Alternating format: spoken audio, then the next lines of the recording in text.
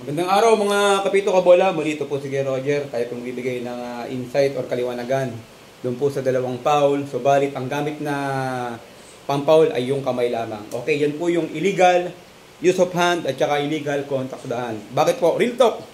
Meron po tayong mga kapito na nagbibigay ng foul ng illegal use of hand, pero automatic binibigyan po ng 2 free throws. Wala pa sa 5 team fouls penalty. At meron naman tayong mga kapito, real talk din. Pumito ng illegal contact the hand, sumignan ng down foul, hindi naman binigyan ng free throw. Okay, yan po yung bibigyan natin ng insight mga kapito. Unahin natin yung illegal use of hand. Ang illegal use of hand po ay isang uri ng foul na makukuha lamang ng depensa doon sa opensa. Sa pamamagitan ng kamay ay pinampalo doon sa iba't ibang parte ng katawan ng player o kaya pinantaga or pinanghataw mula leeg hanggang ibaba. Okay. Ang ibig sabihin po nito, makikita po natin to, especially sa nagdidribble o kaya nag-aagawan ng bola.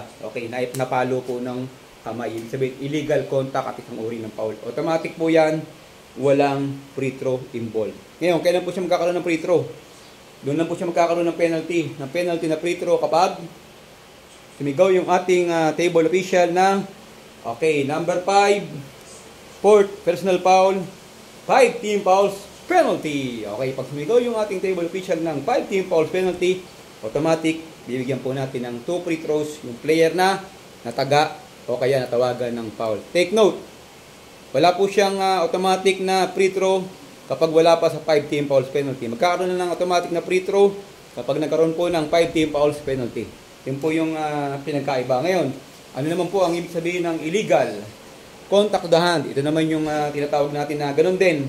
Isang uri ng foul na makukuha lamang ng depensa sa offense sa pamamagitan ng pagpalo, pagtaga, paghampas.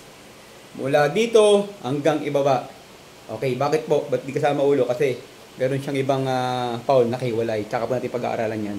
Okay, ano ibig sabihin? Ano po yung sikreto rito? Ito po, automatic yung player toward to the basket, going to the basket, act of shooting. Sabihin, meron siyang automatic, outright na 2 free throws. Okay, ito po yung signaling. Yung signaling ng illegal use of hand, ito po muna. Okay, direction of play. Doon! Ipon sa table. 6. Okay, illegal use of hand o kaya ang ginagawa natin para mabilis, hits. Okay, dahil wala pang 5 team fouls penalty, 1, 2, 3, 4 pa lang. Okay, direction of play. Okay, ito naman yung pinagkaiba ng illegal contact to the hand na merong outright, automatic, 2 free throws. Ibig sabihin, yung player dito, act of shooting. Doon sa kanina, yung player na tinawagan natin ng illegal use of hand, hindi siya act of shooting. Okay, ito, act of shooting o 5 team foul penalty, bibigyan natin ng automatic, outright, 2 free throws. Ito po yung signaling niya. Iba muna, piba bago po yung Rosos. 6. Illegal contact to the hand. 2. Okay. Ito po yung signaling sa Rosos. 2. Okay. Pagdating sa table, record pa rin. 6. Okay. Hits. 2. Okay, mapapansin ninyo mga kabola kapito, ang ginagawa po natin na terminology para mabilis, kahit dito, real talk. Okay, 6.